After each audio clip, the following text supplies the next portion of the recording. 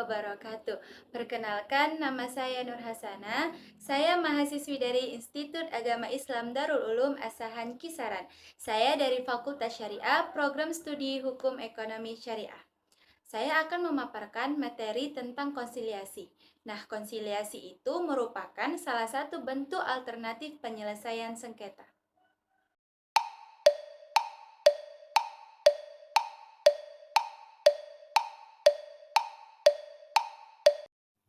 Nah, jadi apa sih itu konsiliasi?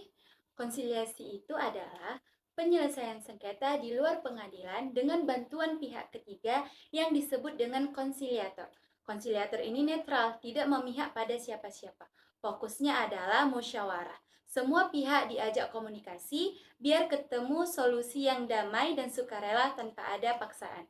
Dasar hukumnya jelas, yaitu Undang-Undang Nomor 30 Tahun 1999 tentang arbitrase dan alternatif penyelesaian sengketa. Undang-Undang Nomor 30 Tahun 1999 tentang arbitrase dan alternatif penyelesaian sengketa adalah payung hukum utama di Indonesia yang mengatur penyelesaian sengketa perdata di luar pengadilan negeri. Secara garis besarnya, undang-undang ini membagi penyelesaian sengketa menjadi dua jalur utama. Yang pertama ada jalur arbitrase, jalur adjudikatif di luar pengadilan yang menghasilkan putusan final dan mengikat. Dan yang kedua ada alternatif penyelesaian sengketa atau APS, jalur non-adjudikatif yang berbasis musyawarah atau konsensus. Secara umum, undang-undang ini mengatur beberapa poin krusial. Yang pertama, asas kepatuhan dan keadilan. Penyelesaian sengketa mengutamakan perdamaian dan efisiensi waktu secara biaya. Yang kedua, ruang lingkup hanya berlaku untuk sengketa di bidang perdagangan dan mengenai hak yang menurut hukum dan peraturan perundang-undangan dikuasai sepenuhnya oleh pihak yang bersengketa atau hak keperdataan. Yang ketiga, alternatif penyelesaian sengketa atau APS diatur dalam pasal 6 yang meliputi konsultasi, negosiasi, mediasi, konsiliasi, dan penilaian ahli. Yang keempat, mengatur syarat formal perjanjian arbitrase, pengangkatan arbiter, prosedur beracara, hingga pelaksanaan eksekusi dan pembatalan putusan arbitrase, baik nasional maupun internasional. Dalam Undang-Undang Nomor 30 Tahun 1999 ini, konsiliasi ini ditempatkan sebagai salah satu lembaga alternatif penyelesaian sengketa atau APS. Aturan mengenai konsiliasi secara umum terintegrasi dalam pasal 6 yang mengatur prosedur APS secara bertahap. Meskipun Undang-Undang Nomor 30 Tahun 1999 ini tidak mendefinisikan konsiliasi kata demi kata dalam pasal tersendiri, dalam praktik hukum dan penafsiran undang-undang ini, konsiliasi adalah proses penyelesaian sengketa di luar pengadilan melalui musyawarah dengan bantuan pihak ketiga yang netral dan imparsial atau disebut dengan konsiliator.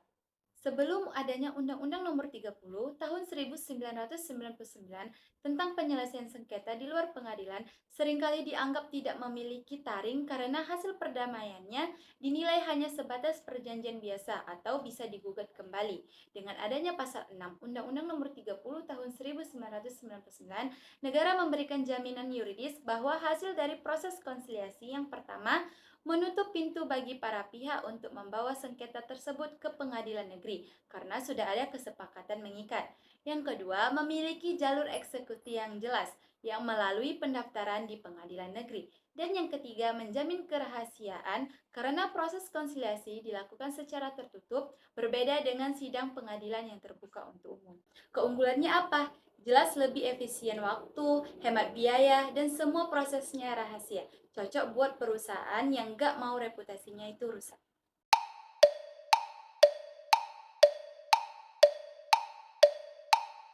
Nah, apa sih bedanya konsiliasi itu dengan mediasi? Kalau mediasi itu, mediatornya itu pasif, cuma ngobrol saja. Tapi kalau konsiliasi, konsiliatornya itu lebih aktif. Dia boleh kasih saran, pendapat, bahkan merekomendasikan solusi. Tapi ingat, keputusan akhirnya itu tetap berada di tangan para pihak yang bersengketa. Konsiliasi itu biasanya memiliki tujuan utama yaitu win-win solution, bukan cari siapa yang menang atau siapa yang kalah, tapi biar kedua pihak itu merasa adil. Nah, sifat konsiliasi itu rahasia. Apa yang dibahas di ruang konsiliasi nggak boleh diumbar ke publik. Yang boleh diketahui umum cuma hasil akhirnya saja. Konsiliasi ini biasanya itu dipakai untuk sengketa bisnis, hubungan industrial atau ketenaga kerjaan, kontrak dagang, sampai konflik di organisasi. Pada konsiliasi ini ada yang namanya konsiliator. Nah, konsiliator itu adalah pihak ketiga yang netral dan independen yang ditunjuk atas kesepakatan bersama. Konsiliator ini memiliki peran penting. Yang pertama itu sebagai penengah kalau komunikasi kedua pihak itu sudah buntu. Yang kedua, pemberi solusi. Konsiliator itu boleh memberi solusi atau kasih usulan hukum dan alternatif penyelesaian yang lainnya. Yang ketiga, konsiliator itu adalah penjaga netralitas. Wajib, adil, gak boleh ada konflik kepentingan. Yang keempat, konsiliator itu sebagai pengarah musyawarah, biar diskusinya nggak melebar kemana-mana. Dan yang terakhir itu, konsiliator itu sebagai penyusun kesepakatan, bantu bikin perjanjian damai dan tertulis. Fungsi dari konsiliasi itu juga jelas, bikin komunikasi itu sehat, identifikasi akar masalah yang sebenarnya, nawarin opsi penyelesaian, dan yang paling penting itu mencegah konflik yang berlarut-larut. Dalam konsiliasi, ternyata ada yang namanya tipologi konsiliator. Nah, yang pertama itu ada fasilitatif. Itu lebih banyak membantu komunikasi biar para pihak itu nemu solusi sendiri. Yang kedua, ada konsiliator itu evaluatif. Dia itu aktif menilai posisi hukum dan kasih gambaran kalau ke pengadilan. Kemungkinan hasilnya begini loh, gitu, seperti itu. Nah, yang ketiga itu konsiliatornya itu transformasional, yaitu fokus perbaiki hubungan dan bangun kepercayaan lagi.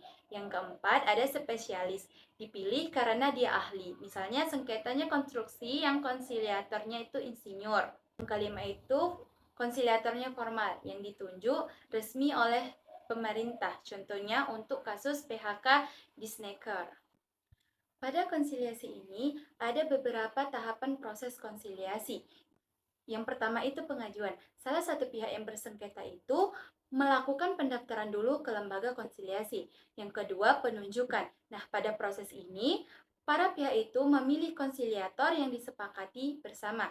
Yang ketiga itu persiapan. Konsiliatornya itu mempelajari semua dokumen-dokumen dan buktinya. Yang keempat itu ada pertemuan awal. Nah, dijelasin tuh aturan mainnya dan asas rahasia. Yang kelima, menyampaikan posisinya itu. Nah, giliran para pihak itu cerita versinya tuh masing-masing kepada konsiliator. Yang keenam tuh identifikasi masalah. Di sini konsiliator itu merumuskan sebenarnya inti sengketanya itu apa. Dan yang ketujuh itu negosiasi. Ini intinya itu, inti dari acaranya. Konsiliator itu pemimpin dan boleh kasih saran. Yang kedelapan itu anjuran tertulis. Khusus sengketa yang hubungan industrial, ini wajib ada sengketa tertulisnya. Yang kesembilan itu kesepakatan. Kalau kedua pihak deal, dibuat perjanjian damai yang mengikat hukum. Dan yang terakhir itu penutupan. Kalau gagal, proses itu dilanjutkan ke arbitrase atau ke pengadilan. Jadi kesimpulannya, konsiliasi itu adalah cara yang paling humanis untuk menyelesaikan sengketa, karena kita mengutamakan musyawarah dibanding baku hantam di pengadilan. Contoh gampangnya itu kasus PHK. Lewat konsiliasi, konsiliator bisa bantu hitung pasongan yang adil sesuai undang-undang. Perusahaan nggak rugi banget, karyawan juga dapat haknya, hubungannya tuh tetap baik. Jadi jelas ya, konsiliasi ini sangat cocok untuk dunia bisnis karena menjaga reputasi dan hubungan jangka panjang. Sekian yang bisa saya sampaikan. Terima kasih. Assalamualaikum warahmatullahi wabarakatuh.